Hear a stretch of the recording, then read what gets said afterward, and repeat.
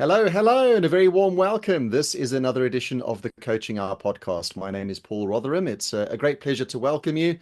We are coming to you today. Well, I say we, me, I, just me, coming to you from Johannesburg, where I have officially grown webbed feet and developed the ability to breathe underwater because we have had so much rain in this part of South Africa over the last, probably 6 weeks, 8 weeks, 2 months. It feels like years since we last saw the sunshine. But I hope you are well wherever you are and that the floods haven't caused too much of a problem in your life. I'm ready for some sunshine, I can tell you that much. Mareka, how's it been where you are? And remind us of where you are again. Yes, I'm in Pretoria and same story. It's constantly raining, especially today. Yeah, I get so excited. I see this little clear patch and I think, woohoo, the clouds are going to disappear and the sun will come out. And within a matter of minutes, it's all closed up again and it's grey. I tell you what, we've spoken about this on the podcast a few times about people who leave the country and then end up regretting it and try and get back. If this is an indication of what it's like to live in the Northern Hemisphere, they can keep it with all respect. And I'm sure there are wonderful things about living in that part of the world. I love the sun and I find myself feeling so heavy and Mm, depressed and frustrated and we're spoilt rotten in this country when it comes to the sun, hey? true. As we are equally spoilt with the wonderful guests who we get to bring to you on this show. Unfortunately, Mary not able to join us today, but Mareka, of course, is with us. We are from Coaches Network South Africa. And Mareka, we have a guest who is no stranger to this show. Yes, we have again today Tilesia Colyn. She is a holistic lifestyle and relationship coach, agent of change, intentional healer, mediation advocate, motivational speaker, trained divorce and family lawyer. So it's so nice to have you again with us, Tilesia. Thank you. Thank you, Mareka. Thank you for joining with me and thank you for inviting me to be here. Appreciate. It's a pleasure. And everybody that's listening today, perhaps you specifically chose this podcast because maybe you are considering getting divorced, and that is why we got into Licia, so that we can talk about this topic and that divorce isn't always the answer. Before we get into that, Talisia, maybe just quickly give a brief background on who Talisia is, and yeah, then we can have a discussion about this very important topic. Okay. So I'm going to start off maybe being a bit vulnerable. I'm Tilesia and I'm divorced. So that's not something I really start with at all during an interview. However, for today's topic, I really feel that it's important that our listeners understand from the onset the importance of a divorce and the effect that it has on your status. As a lawyer and a law, or at least a legal background, I understand the principle of being unmarried and married, and that it is a status. It affects your status as a person in the country, for example. That's why there's so many legal requirements pertaining to a divorce, because it alters your status. So you can imagine that it's a big thing, you know? So it's a big thing to say, I'm divorced. It's not just I left something that I felt uncomfortable with. It has altercation, it alters who you are as a person. Also, it's not just something that you do, it's something that alters the state of your status. So you're not a minor anymore when you're 18. You're an adult, just the same way that when you are unmarried, you know, you have a certain status, and being divorced then alters that. I hope that makes sense. It's just also to kind of bring to the light that there's so many people getting divorced these days. It's as if it's become something that's just part of our Normal. life. It's normal. It's at you know, it's almost everyone that gets married stands the risks. What am I saying? Stands the risk of getting divorced Yeah. Yes. because you see it so often. And yesterday I had so I'm done speaking about me. Let me get into this. So just to say that I'm an advocate, and I went and I studied psychology full time, and I am a trained family and divorce mediator. However, when people come to me for mediation of their divorce, very soon their divorce is on the rocks. You know, it's kind of like their marriage was on the rocks, then they get to meet me, and then the divorce is on the rocks. Why? Because they get to know new information. They get to be exposed to things they never knew. And that's the problem. Yesterday, I had a client, and just the day before that again, where they told me about the premarital counseling that they went to. Okay. And I told my client yesterday, I said, you know what, we should actually invest in post-marital counseling or post-marital coaching, because we're so eager to get married. We're so eager to get into that new life of ours. And then once we are there, we get into a dance that's not always very beautiful. If I say a dance, we get couples who get stuck in a dance where they go into their defense mechanisms of either a silent treatment, or they get angry and they become reactive, or they start drinking, or they have sex, but they don't speak to each other. There's no intimacy. You know, it's this dance. And that's why it's so important to get to realize the dance. Does that make sense, Solon? It does. It does. If I may, I have a quick question straight off the bat. And that is, Tilesia, has your perspective changed now that you are divorced? Did you see it differently before your divorce, if I may ask? Not at all. I didn't know what I know now. And I think that's one of the beautiful gifts that one of my clients also gave me back in the day. He said, Talise, I don't know what I don't know. You know, you don't know what you don't know. And you operate from a place of unconsciousness. If I can explain the love wheel, it would start off where one segment of the wheel is where we really fall in love with a person. We fall in love, and it's all these hormones, and it's oxytocin, it's dopamine, and it's just think about when you were in love. It's beautiful. It's also very contagious and electrifying. It's almost as if it's nature's way of tricking you into making a commitment. And the moment there's this commitment, it's either an engagement or something of that sort, then the dynamics, the dance kind of change. Because it's as if now you are mine. And then we kind of soften into who we are with this person, you know, our guards a bit down and our defenses are more up. It sounds contradictory, but we go into our infantile defense mechanisms. Like I said, either silent treatment or our overreactions. Then our true self actually comes out. Then there's a part where after the commitment, where we actually get married. It's this marital state, you know, and then something interesting happens. It's not very long, and there's a massive power struggle. There's this massive, I need to change you. You aren't who I'm married. You're just like your mother. This is not what I bargained for. I don't want to be here anymore. I'm taking my bags and I'm leaving, you know, and it comes from the other side as well. Or the other side will try to cling and cling and cling. So you get this dynamic of someone that wants to hold you, you know, and then this one wants to flee. It's such an intricate dance that then plays itself out in the power struggle. Regardless, out of the power struggle, you're either going to just cope, and many people just cope. That's not a life. It's definitely not thriving. I don't know if you know of people who've been coping for many years. You get couples, especially those who got married about 20 years or so ago, they cope for 28 odd years. And that's just the way they live. And, you know, I think it's a prison. And then you get that power struggle that just forces them not to cope, but to get divorced. And all of this is unconscious. So to answer your question, I didn't know it because it was unconscious. I wasn't aware of the fact that there are tools out there. I wasn't aware of the fact that you actually have to go to post-marital coaching, or you have to read books on it, or you have to go to the marital gym, if I can put it that way, you know, because a marriage is a relationship just like any other that you need to sustain. I mean, I make effort with my friends, and if I don't, well, I'm not going to see them, you know.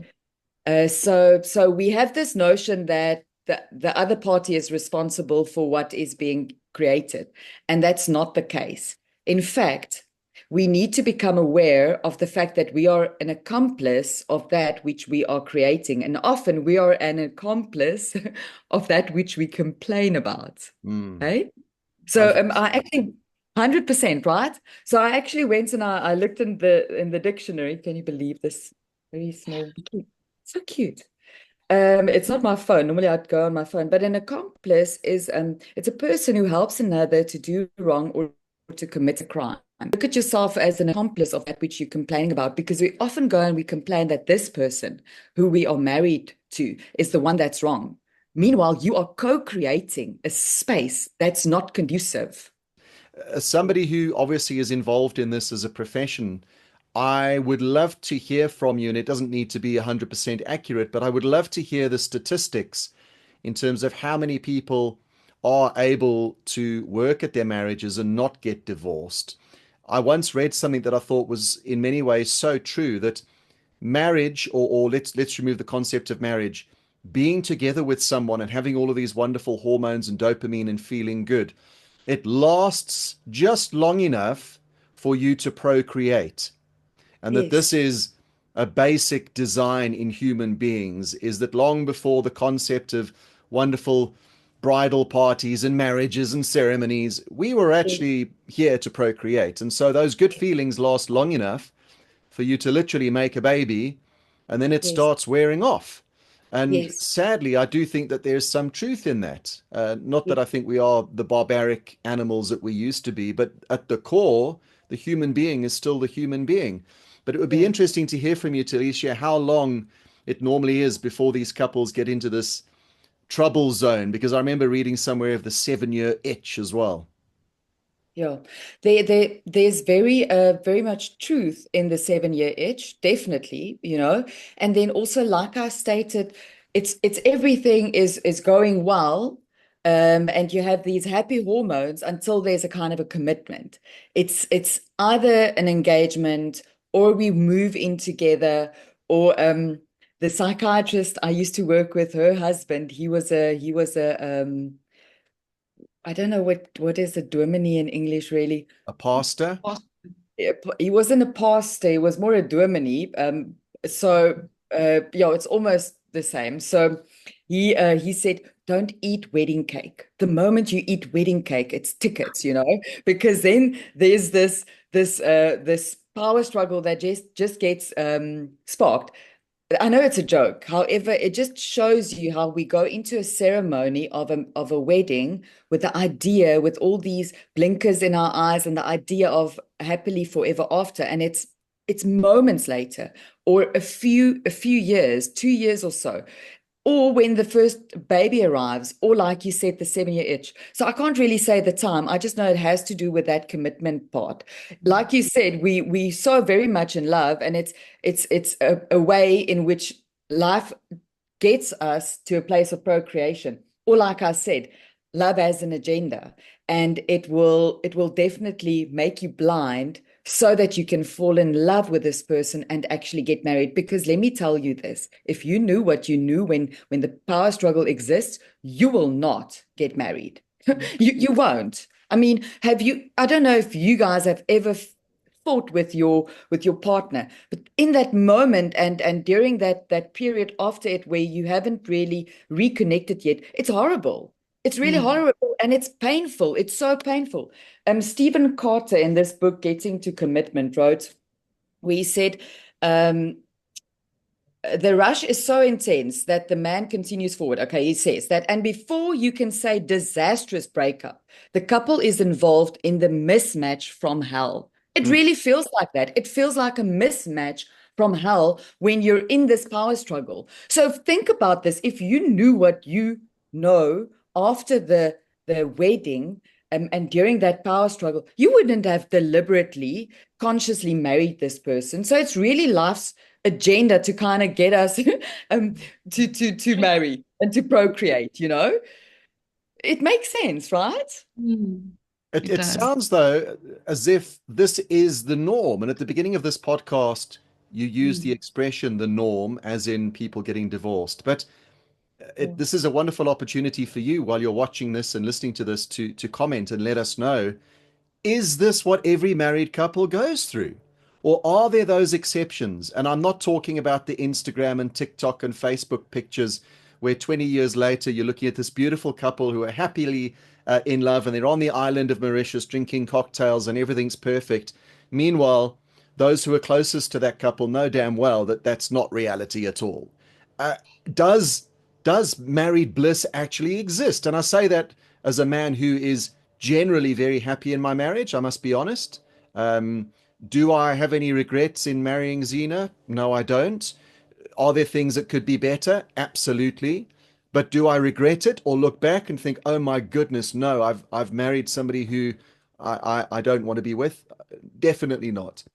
So yeah, I think it would be interesting from your perspective, Tilesia. Is this the norm to feel this way? To be in a marriage that actually is just unhappy? I from the couples that I see, and the majority of the couples I see, the norm is that there's unhappiness and there is a power struggle and they don't know how to get out of it. I don't know if this statistic that I'm talking about, that I'm perceiving it as the norm, also has to do with the fact that I used to practice as an advocate and I used to do many divorces. Okay, yeah. And because of the coaching that I do, a lot of couples coaching, I am a trained Imago couples facilitator. So yeah, we Perhaps kind of, unfair to be asking you this question then. Yeah. yeah, It's like yeah, asking the milkman how much milk you deliver. Well, that's yeah, what they do. yeah. And also, if I have to look at some of the couples that I don't coach, it would be people that I know, friends I know, people from church, and I don't want to necessarily bring religion into this session. However, there's something worth mentioning, that if you have a foundation where you have a spiritual connection and that God of your understanding who keeps you accountable to this person, and that when you made those vows, you are making vows that you vow not to break, and that when you do get yourself into a place where you broke that vows, that you go back to the witnesses that were there. That's why witnesses are at weddings. They're not there just to have cake and eat all the food and comment on it and have brandy. That's not why they're there. They're there to be witnesses of this ceremony, of this commitment and the vows and this contract that you actually covenant that you're going into. So one of my clients, I honor him. When we started speaking in our first session, he said, Delise, so I went to my father-in-law and I told him I was not the man that I said I will be that day when I made the commitment in that place where we got married. And I honored him for that, because he actually went back to one of the witnesses, it was his father-in-law, and said, you know what, I screwed up big time and I need to fix this. So then he has the opportunity to meet up with somebody that knows more, and he just doesn't go through this alone. So that's also very important, that you don't go through the power struggle alone, and that you actually go to your witness and say, we are having trouble. So there are definitely marriages that really work so well, and the reason for that is I think plentiful. One of the reasons is the kind of background that these couples have had. They have a healthy background. They have a family that's not dysfunctional, that's not toxic. Because get this, no matter how much you want to disagree with me, you're going to, in some sense, recreate the life that you had as a child. You're going to recreate or replicate your childhood. And we don't believe this. However, as a trained Imago facilitator, I did my training, and Havel Hendricks and Helen LaKelly Hunt. I mean, I'm showing you these books to illustrate to us all, that there are resources out there, and there's plentiful resources out there. They say that many couples have a hard time believing that they selected a partner who resembles their caregivers. Your partner resembles either your mother or your father or someone that raised you, especially their negative traits. Because we consciously go and we often say, I will not marry a man like my dad. Or I won't marry a woman like my mom. She's so controlling and I can't do anything. And then soon enough, you wake up one day and you're like, damn it, she's just like my mom. Because unconsciously we pick that because that's where our growth is. So now many people in the power struggle get triggered and it feels so uncomfortable. And then we go into this accusatory mode of it's their fault. They need to change. They just like my mother. And we don't take the opportunity to say, okay, but wait, why did I choose this? And why is this happening to me? Why is this triggering me so much? Surely there's something I should learn from this. So Paul, getting back to, was I conscious during my marriage? No, I wasn't aware of the fact that I was actively replicating my dysfunctional, toxic childhood. If I had known better back then, maybe it would have been different. I don't know. I can't really say now. I believe it would have. However, there's also some exits that when you are in a marriage and those exits are there, I don't work with couples and they know it. I'm quite strict when it comes to, especially my couples. I keep them very, very accountable because, like I said, divorce has an impact on your status, and when there's kids involved, it has an impact on the whole family. It's really a rupture that breeds so many things, in future. And it has an impact on the kids and their choice of partner going forward as well. So I'm really strict with them. And I tell them, if there are exits like pornography or another person, an affair, or there's alcohol or drug abuse, or there's physical abuse, or there's some kind of a mental thing that we first need to sort out, an anxiety disorder or a depression or something, a personality disorder, then we kind of first have to go and look at that and work with that. So I'm kind of reluctant when it comes to those things to work with the couples, even though I know I work with couples who struggle with addiction, and it's because I can hold a safe space for them and I can make it, well, facilitate, not I don't do this. I'll facilitate them to be safe while they are doing the work, because it's very difficult to do the work as a couple if the other one still has an exit and they go and they watch porn, or they go drinking with their friends, or they go and they still have their exits with their ex-girlfriend that they go and visit, and it's not for tea, Yeah. So Tilesia, if someone is now listening to this and they're at that point where they feel like divorce is almost the only option, how can they take a step back, to know that this is not necessarily the case? How can they avoid it? How they can avoid it is literally taking a step back, taking a breather, just becoming a little bit, in Afrikaans we say, word net bietjie rustig, like don't make hasty decisions when you are in the mode of a power struggle. Look, when you're in a power struggle, you are in your fight, flight, freeze part of your brain. You're in that amygdala, that part of your brain that just wants to fight, flight, or freeze. We call it the reptilian brain because that's what reptiles do. They fight with each other like a snake, or a snake would fight you. They flee, so they run away like a lizard, or a lizard, I think, also freezes. So just for a moment, think if you've ever seen a lizard or a snake give a hug. Just like they can't. They're just this cold, like reptiles. They can't do this. And we are reptiles when we're in that mode. And often people go and see attorneys, or they start a divorce process and they say they're going to get divorced and they move out when they're in that reptilian phase. And that's not where connection is. And that's not even where connection with yourself is, because you can't think straight. So never make a hasty decision. First, take a breather, literally take a breather. Just take a breather. And that means sometimes to remove yourself from the situation consciously, not like I'm packing my bags and I'm leaving you forever, just saying, listen, I'm taking time out, seeking counsel. And in that regard, I'm speaking about friends that can actually keep you accountable. Listen, you also creating this, or I've seen you do this. Going to speak to a pastor or somebody that can help you from church.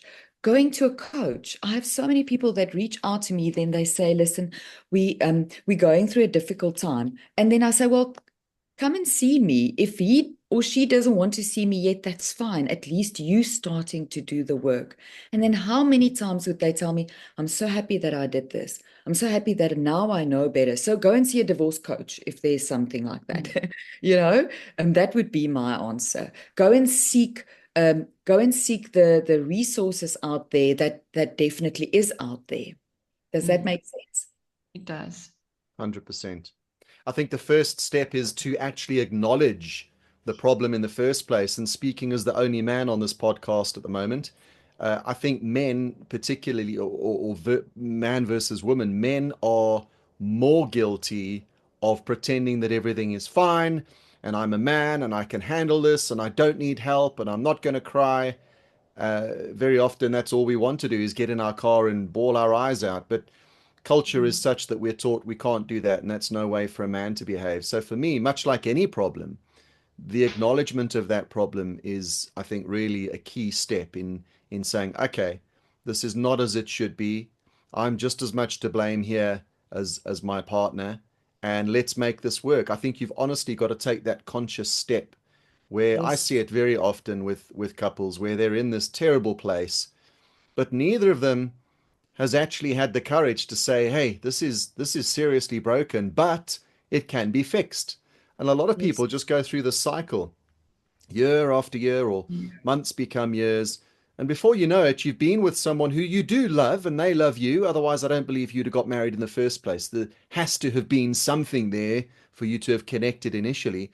But you end up Yes. 20, 30, however many years it is down the line, and you look back and you think, my goodness, I've wasted my life. Where you Yes. could have, I think, resolved that just by opening up, being vulnerable, and talking. Yes, definitely.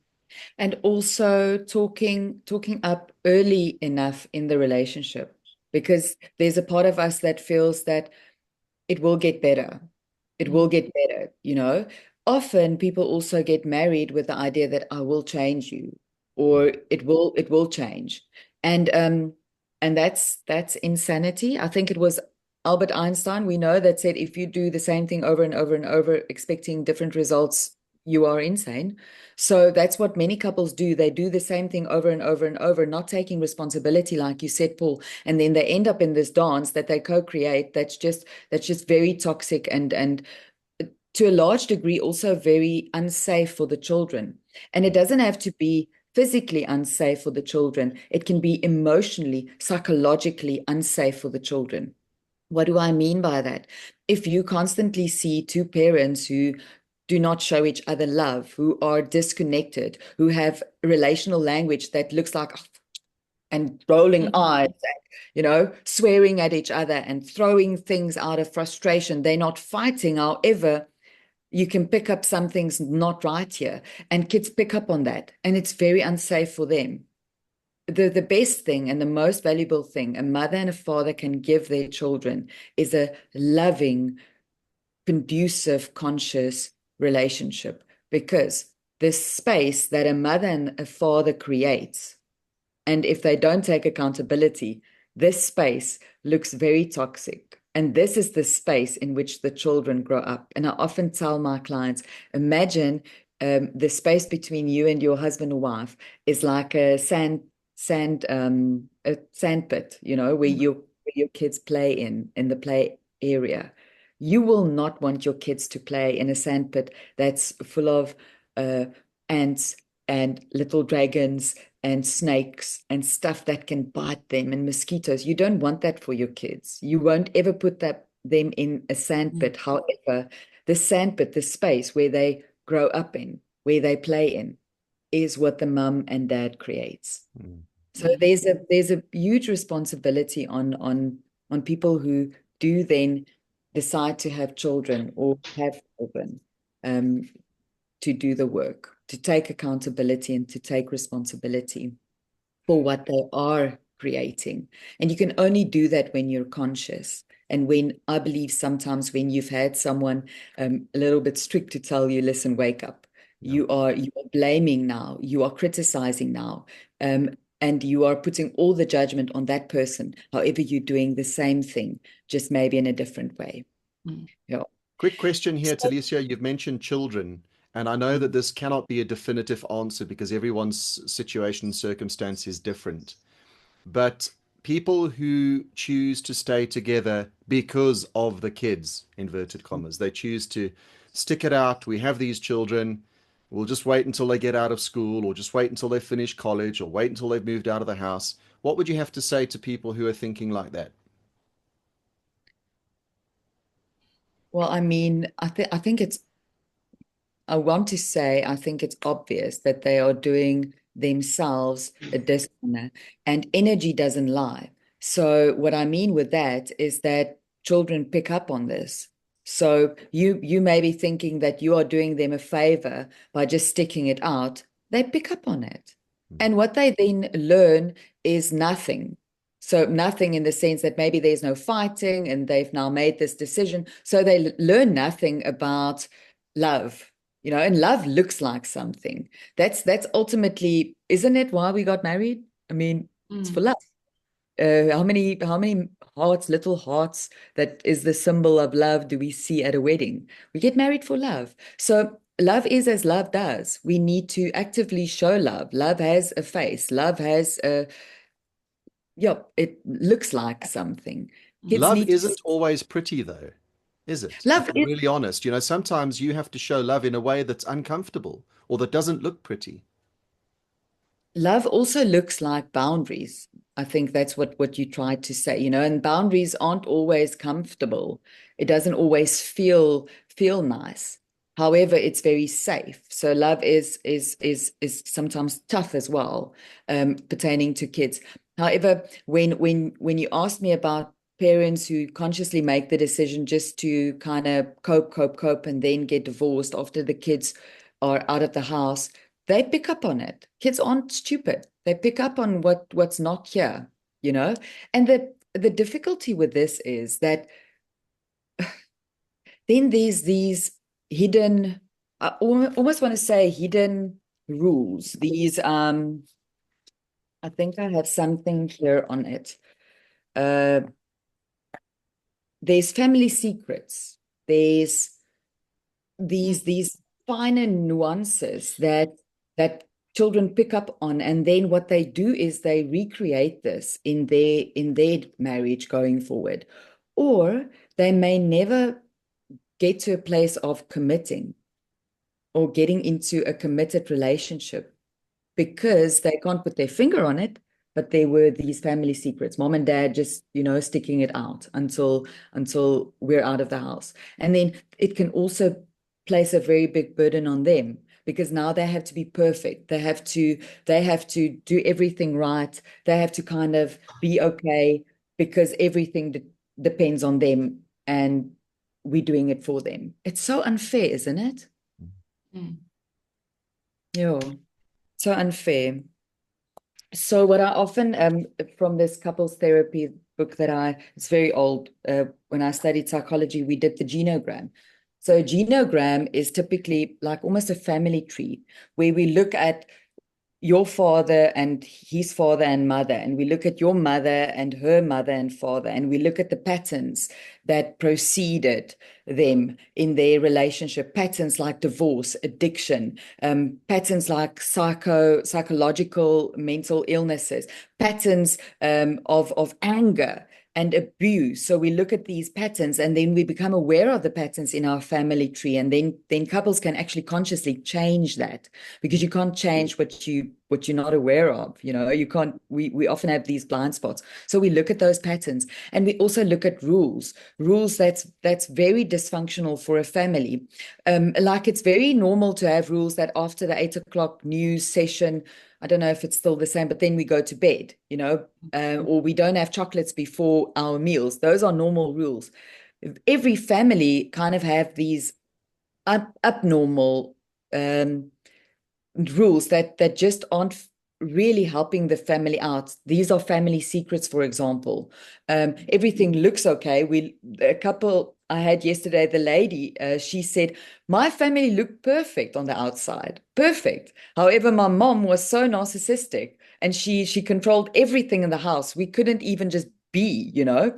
So there's these rules of you have to look perfect, you have to be perfect, or rules that you as a child are allowed to be seen and not heard. But I can dance on a table when I'm drunk, you know, or you're not allowed to have your chocolates, but I can have wine and get drunk before supper. So these rules that's just confusing for a child. And we grow up as children, as adults, that create and recreate these rules because we aren't aware of it. So we recreate it. So there's all these interesting things that we then as a couple look at just to understand why you are where you are. Look, I often say a marriage isn't a problem to solve. Even if you're in a power struggle, it's definitely not a problem to solve. And your partner is definitely not somebody that you need to change. It's an adventure. And you're gonna on an adventure find some speed bumps. And then you have to re-navigate and go to the drawing board and see how we're going to change our course. Doesn't that make sense? Instead of just saying, okay, I'm gonna abandon the ship of this adventure and now I'm leaving because it seems like there's too much storms out there. That's not how we do it, when we set out to sail. Yeah. Especially when there's a very good chance that you get off one ship and straight onto another one. And guess what? You're still on the same ocean going through the same storms, and you are Yeah. still you.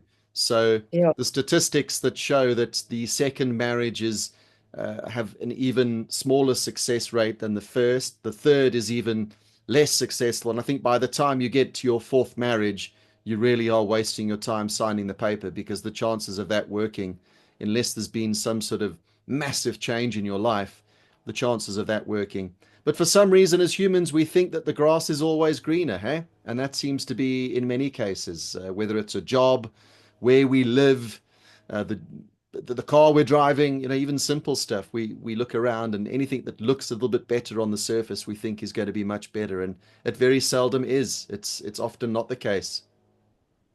Yes, it's often worse. There you It's go. often worse because you bring yourself with all of the baggage and the unhealed wounds to another partner, to the grass that's now supposedly greener. And like you said, you still bring yourself, and it's not even a good version like you were when you were married, maybe even a virgin, now that I think about Mm. it. But then a worse off version of yourself because you have all of this baggage that you haven't dealt with. And I often tell my clients, wait before you date. When you got a divorce, wait before you date. Work on yourself. People get married for various reasons. There's Gary Chapman that wrote from the outset of his book. He said, why do people marry? They marry for sex, companionship, love, to provide a home for their children, social acceptance, economic advantage, security, many reasons why people get married. And I often ask my couples, I say, do you have a plan? A marital plan? They're like, but what's that? Like, do you have a plan? When you start a business, you have a plan. You say, this is how we're going to do this. Do you have a plan for your marriage? Where are you going? I don't even know if many people ask themselves, well, why do I want to get married? It's almost like as if it's the norm. And especially back in the day, if I can put it in my mom's time and her mom's time, people just got married. I often ask myself, and I wish I could ask my dad, he's passed now. I wish I could ask him, why did you get married? Because he wasn't your typical married guy. He wasn't really into family life or didn't really want to be there. He had his own life and dreams and stuff he wanted to do. So why then get married? Or was it just because that was the next normal thing to do? So where am I going with this? If you're a person that has this void in you, if you have this hole in you and you think that another person is going to fill it, One, you're making the biggest mistake of your life. Okay, so let's now say you've made the biggest mistake of your life, and you now go into this marriage with the idea that this person is going to fill you and make you happy. And it doesn't work out that way, because that person is fallible and they're not going to be able to always make you happy. Happiness doesn't come from the outside, it comes from the inside. So now say, for example, you're not happy with this person that's not making you happy, and you get divorced, and you don't work on this hole and this void that's in you. You're going to go to the next person with this hole and this void, expecting them to do the same, expecting them to fill that and to make you happy. We call this codependency.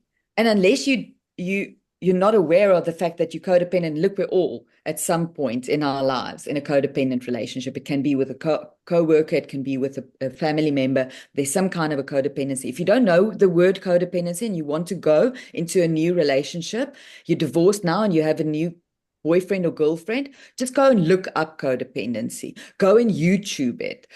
Go make yourself aware of different things. There's so many books. You need to be aware of attachment. You need to be aware of your attachment style if you ever get married, or if you are married, or if you are divorced and now you want to go and attach to someone new. You need to understand yourself. You need to know, am I a person that securely attaches? Meaning, if you are on your own and I'm on my own, I'm quite happy with that and I can go about my life and I don't expect you to fill me and make me happy. Or are you anxiously attached? So the moment you don't WhatsApp me, I'm like, what's on? He's not interested anymore. He's leaving me. And that creates such drama in the relationship. Or are you avoidant? So do you just pack your bags and go and not answer your phone for a whole weekend, creating a real, it's almost an abusive kind of state that you're creating in the space, so you need to be aware of attachment. And there's so many things out there these days with Instagram, with YouTube, with Facebook. There's no reason to just say, I'm going to get a divorce, and you do it unconsciously. I think there's a duty on every person that's married and considers a divorce to first go and read up, to go and learn new things, to find information, and to then not just find it, apply it. Look, soap doesn't clean you. It doesn't.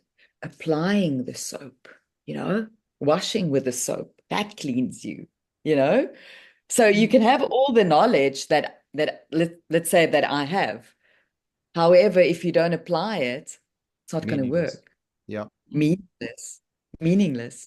Tilesia, I think that is a perfect place to leave us for this podcast. I think Marika will agree. We could literally talk to you about this topic for hours and hours. There's so much we could get into.